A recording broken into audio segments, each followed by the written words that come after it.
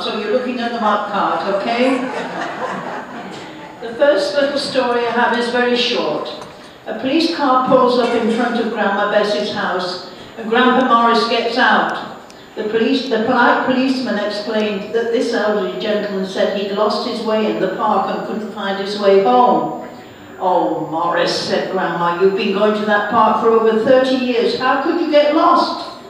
Leaning close to Grandma so the policeman couldn't hear, Morris whispered, "I wasn't lost, I was just too tired to walk home."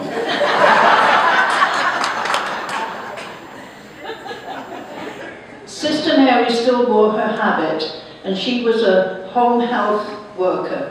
And she was on her way to visit this client, and she ran out of gas. Very fortunately, there was a gas station just a block ahead, so she thought she'd go and borrow the gas can and get some gas and get on her way.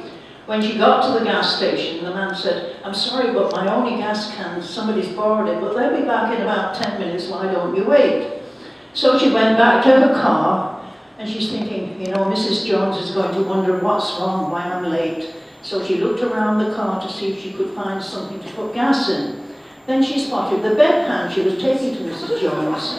So she went to the gas station and filled it up with gas and carried it back to her car, and she's loading it into the gas tank, and two men on the opposite side of the road are watching her. And one turned to the other and said, "If that car starts, I'm turning Catholic."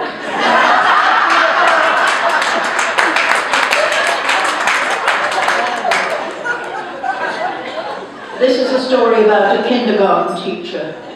She was helping little Johnny on with his boots, and they were having a terrible struggle. They pushed and they pulled and they couldn't get the boots on. Finally, they managed to get them on.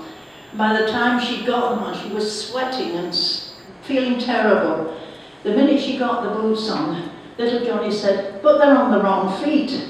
And she looked down, and sure enough, the boots were on the wrong feet. So they struggled them off, and she struggled them back on again. And the minute they were on the little boy's feet, he said, "They're not even my shoes." So she's trying hard to hold her temper, and she pulls them off. And the minute she got them off, he said, "They're my brother's shoes. My mum made me wear them today." So she bit her tongue rather than get in his face and scream, "Why didn't you tell me that?" So once again she struggled to get them off, and then they put them on, and helping him on with his coat, she says to him, "Now, where are your mitts?" And little Johnny said, "Oh, they're in the toe of my boots." So she'll be eligible for parole in 3 months.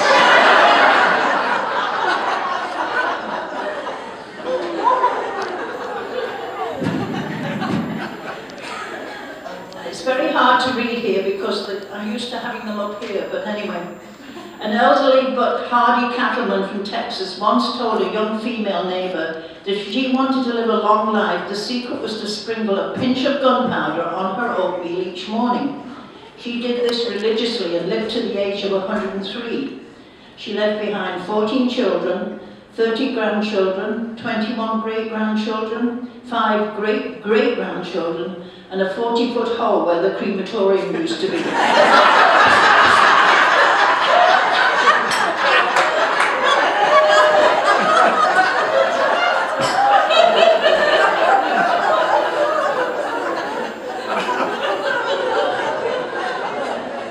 And this is no disrespect for anybody from Newfoundland, but this is a Newfie joke.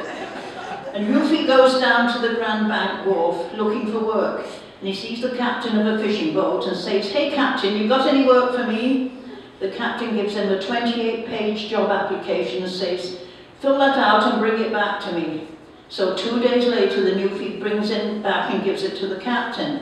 The captain takes a quick look at it and says, "Okay, you're hired, now find something useful to do." Just then, a Japanese guy comes up to the captain and says, "Look, I need work." The captain says, "Okay, you're hired." The Newfie is standing right there and asks the captain, "Hey, you made me fill out a 20-page job application and you just hired this guy right away. Why?" The captain replies, "He's got an honest face." The Newfie sighs and walks onto the boat, all upset. A few days later, they're out at sea, and the Newfie is up on the top of the mast looking for icebergs, and the Japanese guy is swabbing the deck with a mop. Just then, this great wave comes along and swashes the Japanese overboard. The Newfie gets down out of the crow's nest and walks into the captain's cabin and says, "Remember that Japanese guy you had with me on his face? Well, he just took off with your mop."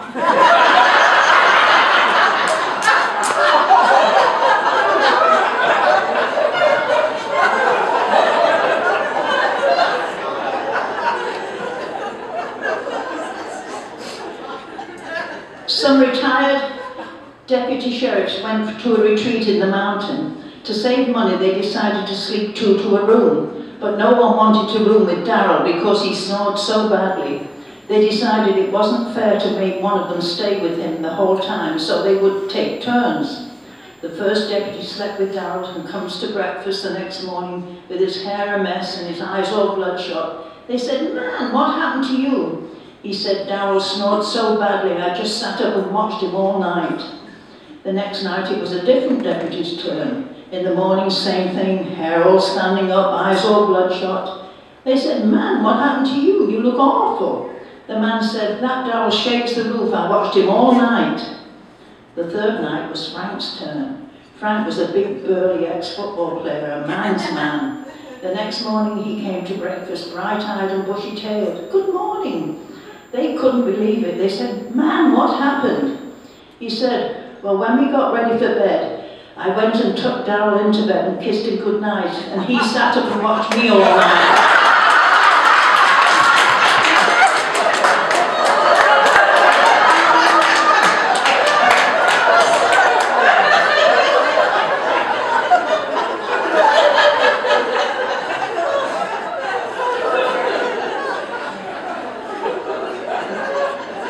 The local bar was so sure that the bartender was the strongest man around that they offered a standing $1,000 bet. The bartender would squeeze a lemon until all the juice ran out into a glass and hand the lemon to a patron. Anyone who could squeeze one more drop of juice out of it would win the money.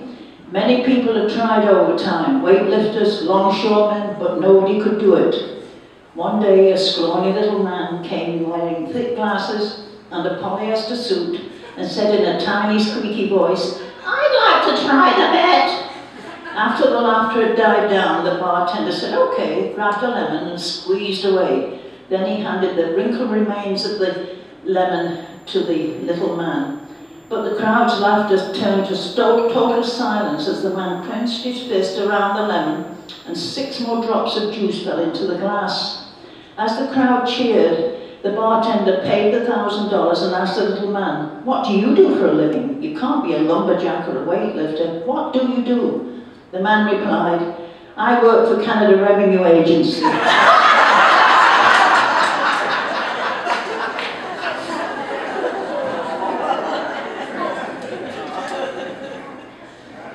A large company, feeling it was time for a shake-up, hired a new CEO. This new boss was determined to rid the company of all slackers. On a tour of the facilities, the CEO noticed a dark guy leaning on a wall. The room was full of workers and he wanted to let them know he meant business. The new CEO walked up to the guy leaning against the wall and asked him, "How much money do you make a week?" The young fellow looked timid and replied, $300 a week, why? The CEO then handed the guy $1,200 in cash and screamed, "Here's 4 weeks' pay, now get out and don't come back." Feeling pretty good about himself, the CEO looked around the room and asked, "Does anyone want to tell me what that goof-off did here?" From across the room came a voice that said, "He's the pizza delivery guy from Domino's."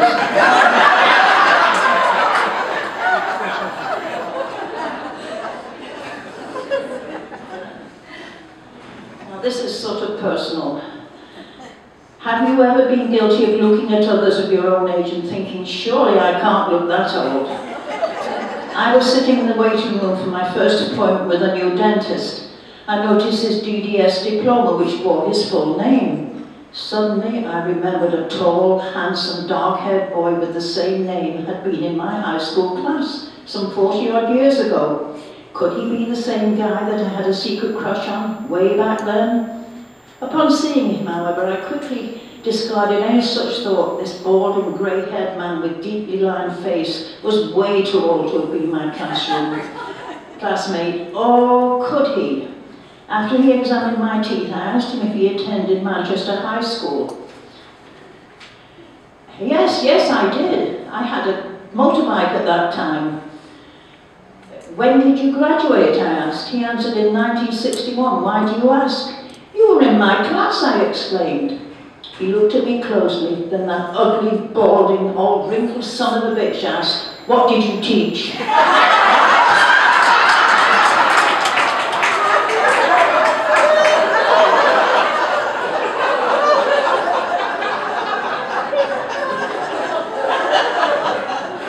Now this one's very, very slightly off colour, but I just love it, so I've got to tell it.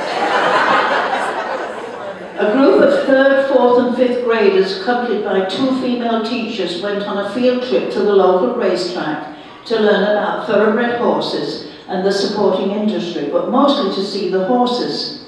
When it was time to take the children to the bathroom, it was decided the girls would go with one teacher and the boys would go with the other.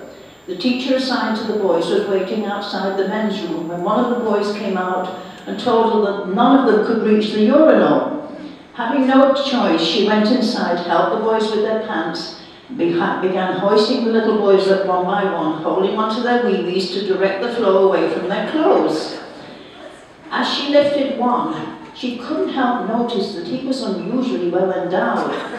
Trying not to show that she was staring, the teacher said, you must be in the 5th grade. No, ma'am, he replied, I'm the jockey riding Silver Arrow in that 6th place. I appreciate your help.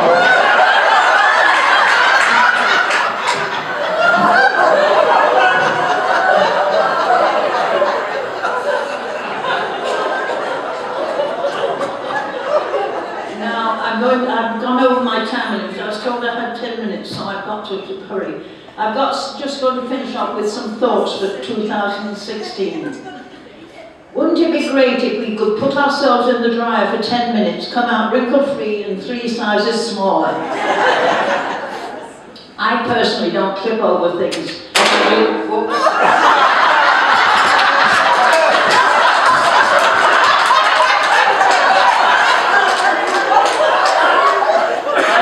I don't trip over things, I do random gravity checks.